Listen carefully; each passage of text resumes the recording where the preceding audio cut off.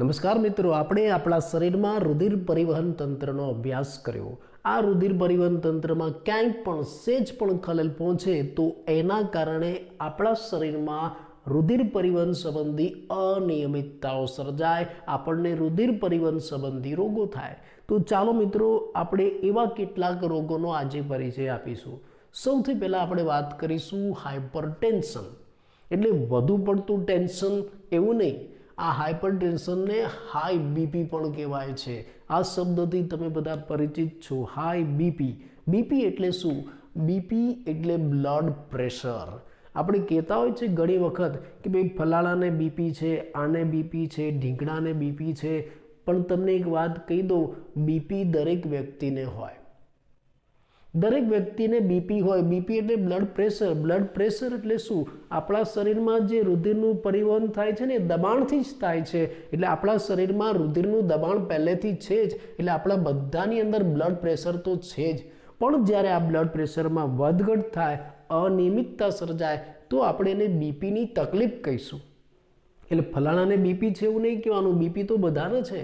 Blood pressure તો દરેક વ્યક્તિના શરીરમાં છે, એટલે તો એના શરીરમાં રુધિરનું પરિવહન થાય છે। બ્લડ પ્રેશર ના હોય તો રુધિરનું પરિવહન અટકી જાય। એટલે બ્લડ પ્રેશર બધાને છે, પણ એ બ્લડ પ્રેશરમાં વધઘટ થાય એને આપણે સમસ્યા કહીશું। આ બ્લડ પ્રેશર કેટલું હોય? સામાન્ય તંદુરસ્ત વ્યક્તિમાં આ બ્લડ પ્રેશર 120/80 હોય છે। બે દબાણ હોય છે, 120/80। એમાં જે 120 છે ને એને સિસ્ટોલિક દબાણ કહેવાય છે, અને 80 છે ને ડાયસ્ટોલિક દબાણ કહેવાય છે। આ દબાણ તમે mmHg એકમમાં માપી શકો છો। mmHg એટલે શું તમે જાણો છો, છતાં હું તમને કહી દઉં, મિલીમીટર ઓફ મર્ક્યુરી, એને mmHg કહેવાય। પ્રશ્ન એમ થાય કે આ દબાણ તમે કેવી રીતે માપી શકો? આ દબાણ માપવા માટે એક સાધન વપરાય છે, ડૉક્ટર એનો ઉપયોગ કરતા હોય છે, સ્પિગ્મોમેનોમીટર। અને કદાચ એ સાધન તમે બધાએ જોયું છે। અત્યારે હાલ તો ડિજિટલ સ્પિગ્મોમેનોમીટર આવી ગયા છે, તમે જાતે ઘરે માપી શકો।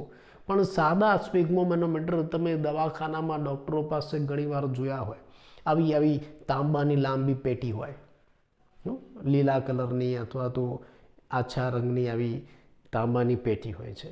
એ પેટીનું ઢાંકણું ખોલો ને, એ પેટીનું ઢાંકણું ખોલો એટલે ત્યાં પારાવાળું એક મીટર હોય છે, અને પેટીમાં આવો એક પંપ હોય, આવો એક પાઇપ હોય, અને પછી એક જાડો પટ્ટો હોય, કફ એને કહેવાય। ડૉક્ટર શું કરશે? જેનું બીપી માપવાનું છે ને, આવી પેટી પહેલાં ખોલી નાખશે, પછી જેનું બીપી માપવાનું છે ને એના હાથ ઉપર આવો પટ્ટો, કફ, ફીટ બાંધી દેશે, અને પછી એની સાથે આ જે પંપ જોડેલો છે ને એમાં હવા ભરશે। સાયકલમાં હવા ભરવાનો પંપ નથી, આવો પંપ છે, એમાં હવા ભરશે। એ પંપની ઉપર આવો એક સ્ક્રૂ હશે, સ્ક્રૂ ટાઈટ કરી નાખશે, પછી થોડી વાર પછી સ્ક્રૂ ખોલશે, અને સાથે શું કરે છે, પોતાનો સ્ટેથોસ્કોપ છે ને એ દર્દીના હાથ ઉપર રાખે છે। આ દર્દીનો હાથ મેં બતાવ્યો છે, આ દર્દીનો હાથ, એના હાથ ઉપર સ્ટેથોસ્કોપ રાખે છે, આ સ્ટેથોસ્કોપ। એટલે તમે ડૉક્ટર જ્યારે આ કફ બાંધીને એમાં હવા ભરીને ટાઈટ કરી નાખે એટલે આપણી ધમની બંધ થઈ જાય થોડી વાર માટે, પછી તરત જ એક સ્ક્રૂ ખોલીને એને ધમનીને ખુલ્લી કરી નાખે। ખુલ્લી કરી નાખે ને એટલે એમાંથી રુધિર પ્રસાર થાય દબાણથી, અને દબાણ આ સ્ટેથોસ્કોપની મદદથી સાંભળી શકે। એમાં જે પહેલું દબાણ આવશે ને એને સિસ્ટોલિક દબાણ કહેવાય, અને બીજું દબાણ આવશે એને ડાયસ્ટોલિક દબાણ કહેવાય। એટલે પહેલું દબાણ એ સિસ્ટોલિક 120 mmHg, અને બીજું ડાયસ્ટોલિક 80 mmHg, જે આ પારામાં નોંધી શકાશે। બાજુમાં પારાનું મીટર છે ને એમાં નોંધી શકાશે। પહેલું દબાણ એ શું છે ખરેખર જાણો છો તમે? એક ક્ષેપકોનો સિસ્ટોલ છે। ક્ષેપકો સિસ્ટોલ પામે ને ત્યારે જે દબાણ સર્જાય ને એને સિસ્ટોલિક દબાણ કહેવાય। અને બીજું દબાણ જ્યારે ચારે ચાર ખાનાઓ ડાયસ્ટોલ અવસ્થામાં આવે, વિશ્રામી અવસ્થામાં, ત્યારે જે દબાણ હોય એને ડાયસ્ટોલિક દબાણ કહેવાય। એટલે આવા બે દબાણ આપણા રુધિરની અંદર રહેલા છે, અને ડૉક્ટર એને માપે છે, સિસ્ટોલિક અને ડાયસ્ટોલિક દબાણ। નોર્મલ સામાન્ય તંદુરસ્ત વ્યક્તિમાં આ દબાણ કેટલું હોય? 120/80, સિસ્ટોલિક 120, ડાયસ્ટોલિક 80। પણ હવે ઘણી વખત કેટલીક પરિસ્થિતિમાં અમુક વ્યક્તિની અંદર આ દબાણ વધી જાય છે। દાખલા તરીકે તમે કોઈ વ્યક્તિનું આ રીતે બ્લડ પ્રેશર માપો સ્પિગ્મોમેનોમીટરથી, અને વારંવાર માપો ને વ્યક્તિમાં એ દબાણ 140, 90 અથવા તો એનાથી સતત વધારે આવતું હોય તો એને હાઈ બ્લડ પ્રેશર કહેવાય છે। સતત કહું છું, વારંવાર કહું છું, એક વખત નહીં। આ બ્લડ પ્રેશરમાં આપણા શરીરમાં વધઘટ થતી જ રહેતી હોય છે, પણ જ્યારે કોઈ વ્યક્તિની અંદર આ બ્લડ પ્રેશર કાયમી વધારે આવે, તમે વારંવાર માપો અને વારંવાર 140/90થી વધારે આવે તો એને હાઈ બ્લડ પ્રેશર કહેવાય. એમ તો ઘણી પરિસ્થિતિમાં તમારી અંદર પણ બ્લડ પ્રેશર વધી જાય. અત્યારે તમારું સામાન્ય બ્લડ પ્રેશર હોય 120/80 અને તમે પરીક્ષા આપવા બેઠા ને પરીક્ષામાં કંઈ આવડતું ના પેપર ખોલો તો તમારી અંદર બ્લડ પ્રેશર માપશો ને તો વધી જશે. પણ એ પ્રાસંગિક અમુક સમય પૂરતું પાછું ઘટી જાય, પાછું નોર્મલ થઈ જાય. પણ ઘણા વ્યક્તિની અંદર કાયમી આ દબાણ છે ને 120/80 કરતાં વધારે આવે, 140/90 કરતાં પણ વધારે આવે, એને હાઈ બ્લડ પ્રેશર કહેવાય છે. આવું હાઈ બ્લડ પ્રેશર થાય ને તો એના કારણે હૃદય રોગો થઈ શકે છે. આપણા મગજ અને મૂત્રપિંડ જેવા અગત્યના અંગોને પણ અસર થાય છે. આ હાઇપરટેન્શન માટે જવાબદાર ઘણા બધા કારણો છે. આ ટેન્શન પણ એના માટે જવાબદાર છે. પણ એવા બે કારણો પણ છે કે જેને આપણે ટાળી શકીએ છીએ, નિવારી શકીએ છીએ. કયા બે કારણો? એક ધૂમ્રપાન અને બીજું મેદસ્વીતા. હાઇપરટેન્શન માટે જવાબદાર છે એટલે બહુ જાડિયાપણું સારું નહીં, આવું હાઈ બીપી અથવા તો હાઇપરટેન્શન થઈ શકે છે. અને મેદસ્વીતા સાથે સાથે ધૂમ્રપાન પણ વધારે ન કરવું, એનાથી પણ આ સમસ્યા સર્જાઈ શકે છે. એટલે આ એક પહેલો રુધિર પરિવહન સંબંધિત રોગ આપણે જોયો હાઇપરટેન્શન, જેને high BP, high blood pressure પણ કહેવાય છે. સામાન્ય તંદુરસ્ત વ્યક્તિમાં આ દબાણ, રુધિરનું દબાણ કેટલું હોય છે? 120/80. 120 સિસ્ટોલિક દબાણ, 80 ડાયસ્ટોલિક દબાણ. આ દબાણ તમે કેવી રીતના માપી શકો? સ્પિગ્મોમેનોમીટરની મદદથી. પણ જ્યારે આ દબાણ સતત વારંવાર વ્યક્તિની અંદર 140/90થી વધારે આવે તો એ પરિસ્થિતિને શું કહેવાય છે? હાઈ બીપી અથવા તો હાઇપરટેન્શન, જેના કારણે હૃદયરોગ પણ થઈ શકે છે. મગજ અને મૂત્રપિંડ જેવા અગત્યના અંગોને અસર પણ થઈ શકે છે. આમ તો હાઇપરટેન્શન માટે ઘણા બધા કારણો છે, પણ બે જેને આપણે દૂર કરી શકીએ એવા બે કારણો કયા? ધૂમ્રપાન અને મેદસ્વીતા. તો આ પહેલો રુધિર પરિવહન સંબંધી રોગ આપણે જોયો હાઇપરટેન્શન. ચાલો આપણે બીજા રોગની વાત કરીએ. બીજો રોગ છે CAD, coronary artery disease. CAD, coronary artery disease. Coronary artery એટલે રક્તધમનીની વાત થઈ. એટલે આ રોગ રક્તધમની સાથે સંકળાયેલો છે, જેને એથેરોસ્ક્લેરોસિસ પણ કહેવામાં આવે છે. નામ યાદ રાખજો, એથેરોસ્ક્લેરોસિસ. આ રોગમાં શું થાય?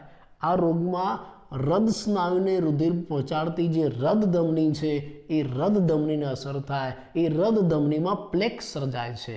આ મેં અહીંયા આ રક્તધમની તમને બતાવી છે. એક આ રક્તધમનીમાં આવો પ્લેક સર્જાય છે. પ્લેક, સ્પેલિંગ આવો થશે, પ્લેક. રક્તધમનીમાં પ્લેક સર્જાય છે. એક તકતી જેવો, એક ગાંઠ જેવો ભાગ સર્જાય છે. કેવી રીતે? આ રક્તધમનીની જે દિવાલ છે ને, આ રક્તધમનીની દિવાલમાં કેલ્શિયમ, ચરબી, કોલેસ્ટેરોલ કે તંતુમય પેશીની જમાવટ થાય છે. એટલે ભાગ ઉપસી આવે છે, જેને આપણે પ્લેક કહીશું. ધમનીમાં પ્લેક સર્જાય ને એના કારણે ધમનીનું જે અંદરનું પોલાણ છે ને એ પોલાણ સાંકડું બને. ધમનીનું પોલાણ સાંકડું બને અને એથેરોસ્ક્લેરોસિસ કહેવાય. ગુજરાતીમાં એને ધમનીઓનું દ્રઢીકરણ કહેવાય.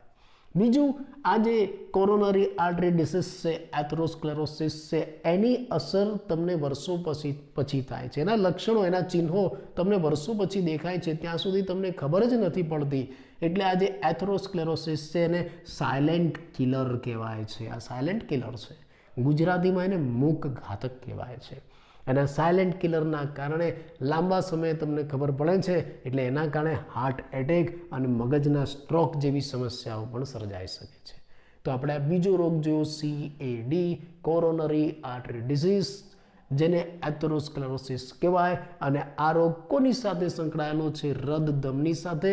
આ ધમનીમાં શું થાય છે? પ્લેક સર્જાય છે. પ્લેક કોના કારણે સર્જાય છે?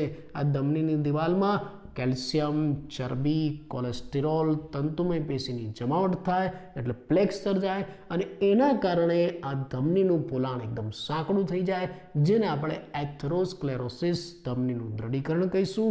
આ રોગના લક્ષણો વર્ષો પછી દેખાતા હોય છે, એટલે એને સાયલેન્ટ કિલર પણ કહેવાય છે.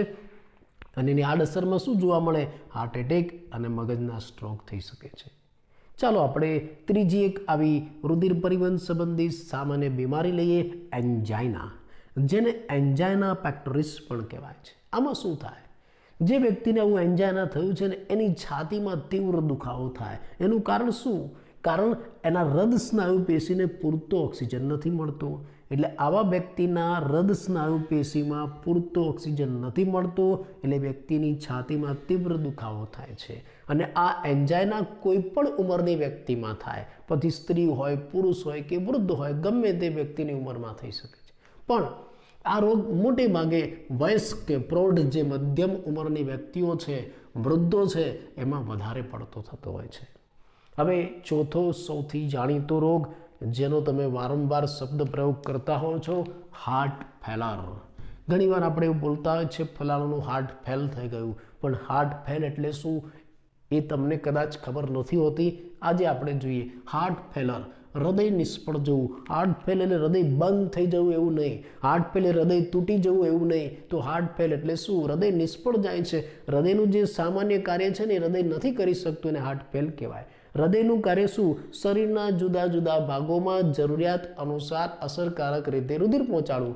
હૃદય જ્યારે શરીરની જરૂરિયાત અનુસાર અસરકારક રીતે રુધિર પહોંચાડી ન શકે તો એને આપણે શું કહીશું? હાર્ટ ફેલ કહીશું. હૃદય જ્યારે શરીરની જરૂરિયાત અનુસાર અસરકારક રીતે બધા ભાગોમાં રુધિર પહોંચાડી ન શકે તો એને આપણે શું કહીશું? હાર્ટ ફેલ કહીશું. આ હાર્ટ ફેલ થવાનું કારણ શું? એનું મુખ્ય કારણ એવું છે કે ભાઈ હૃદય કેમ શરીરના બધા ભાગોને રુધિર નથી પહોંચાડતું? કારણ કે હૃદયમાં જ રુધિર નથી આવતું. હૃદયમાં કેમ રુધિર નથી આવતું? હૃદયમાં ફેફસામાંથી જ રુધિર નથી આવતું. ફેફસામાં રુધિરનો ભરાવો થઈ જાય છે, કોન્જેશન થઈ જાય છે, અને માટે જ આ જે હાર્ટ ફેલ છે એને ઘણીવાર કોન્જેસ્ટિવ હાર્ટ ફેલર પણ કહેવાય છે. આપણે જાણીએ છીએ કે પહેલાં ફેફસામાંથી હૃદયમાં રુધિર આવે અને પછી હૃદયમાંથી આ રુધિર આખા શરીરમાં જાય. હવે હૃદય આખા શરીરમાં રુધિર પહોંચાડી નથી શકતું. કેમ? ફેફસામાંથી જ નથી આવતું. ફેફસામાંથી કેમ નથી આવતું? તો ફેફસામાં શું થયું? કોન્જેશન થયું, રુધિરનો ભરાવ થયો. માટે આ જે હાર્ટ ફેલ છે એને કોન્જેસ્ટિવ હાર્ટ ફેલર પણ કહેવાય છે. ગુજરાતી જો આપણે એનું કરવું હોય તો રક્ત અવરોધક હૃદય નિષ્ફળતા એવું કહી શકાય. બીજી એક બાબત, ઘણી વખત આપણે આ હાર્ટ ફેલ છે ને હાર્ટ એટેક પણ કહી દેતા હોય છે, પણ એવું નથી હોતું.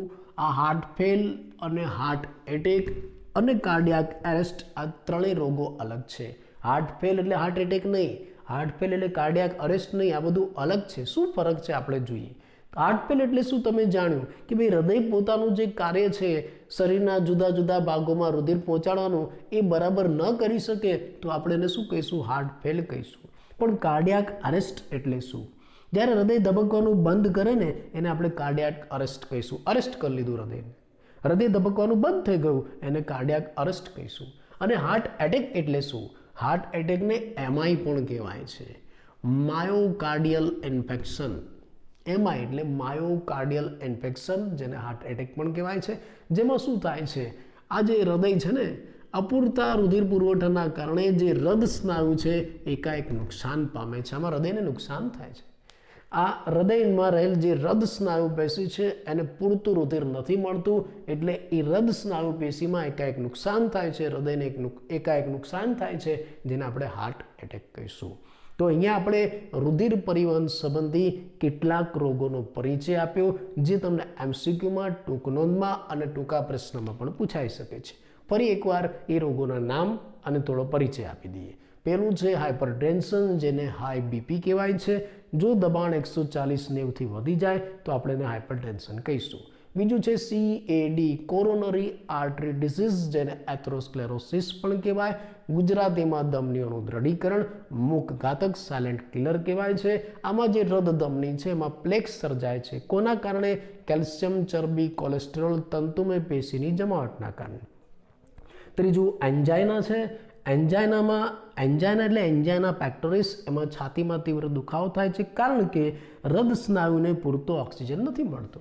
આમ તો ગમે તે ઉંમરની વ્યક્તિમાં થાય, પણ જે પ્રૌઢ વ્યક્તિ છે, વૃદ્ધ વ્યક્તિ છે એને વધારે થાય છે. હાર્ટ ફેલર, હૃદય પોતાનું કાર્ય બરાબર ન કરી શકે, શરીરમાં રુધિરનો પુરવઠો અસરકારક રીતે ન પહોંચાડી શકે તો આપણે એને હાર્ટ ફેલર કહીશું. કેમ આવું થયું? કેમ કે હૃદયમાં જ રુધિર ન આવ્યું. ક્યાંથી ના આવ્યું? ફેફસામાંથી. ફેફસામાં રુધિરનો ભરાવ થઈ ગયો, કોન્જેશન થઈ ગયું, માટે આપણે એને કોન્જેસ્ટિવ હાર્ટ ફેલર કહીશું. આ હાર્ટ ફેલ, હાર્ટ એટેક અને કાર્ડિયાક અરેસ્ટ અલગ છે. કાર્ડિયાક અરેસ્ટ એટલે હૃદય ધબકવાનું બંધ કરે, એને કાર્ડિયાક અરેસ્ટ કહેવાય. અને હાર્ટ એટેક કોને કહેવાય? જો આજે અપૂરતા હૃદય સ્નાયુ પેશીને પૂરતો રુધિરનો પુરવઠો ન મળે અને હૃદય સ્નાયુ પેશીને નુકસાન થાય એને હાર્ટ એટેક અથવા તો એમઆઈ માયોકાર્ડિયલ ઇન્ફેક્શન કહેવાશે.